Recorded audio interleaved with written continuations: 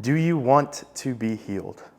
I was reading through the Gospel of John recently, and there's this awesome interaction in the 5th chapter, the very beginning of the 5th chapter of the Gospel of John, where it says they approach this healing area, this healing pool, which is either called Bethesda or Bethsaida, depending on your translation. And Jesus approaches this man who has been there looking for healing in some respect for 38 years.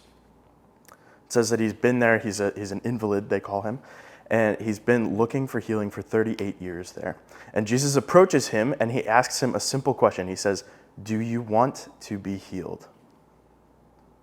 Now, the man has a lot of different options here, right? But what he chooses to do is he makes some of these excuses. He starts to say, "Well, sir, there's nobody to put me in the pool.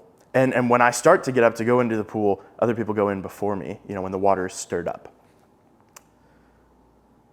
But that's not the question that Jesus asked him. Jesus didn't say "Hey, why aren't you in the pool?" That would be a good answer for that. No, Jesus said, "Do you want to be healed?" Sometimes I think we're so close to this point where if we allowed the Lord to enter in, there would be real healing.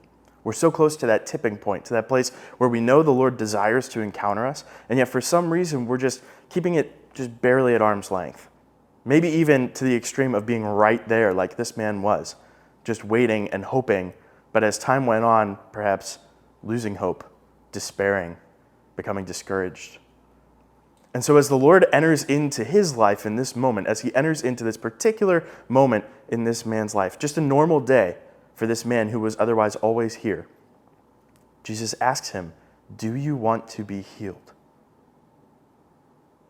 Let's not answer like this man here and start listing off all these excuses, saying yeah, I'd love to be healed, but it's just a little bit inconvenient today. Yeah, I'd love to be healed, Jesus. I'd love to come spend time with you in prayer. I'd love to allow you to go to that place of darkness in my heart. I'd love for you to remove that sin from my life. But maybe not today. But instead, see what then happens. Jesus says to him, "Rise, take up your mat, and walk." Even in that place of his hesitation, Jesus sees that deep longing, that deep desire, and he answers that prayer. And so too, he looks to you and he looks to me today and every day, and he says, "Do you want to be healed?" May we take that today to a place of prayer and allow the Lord the space to work miracles in our lives. God bless you.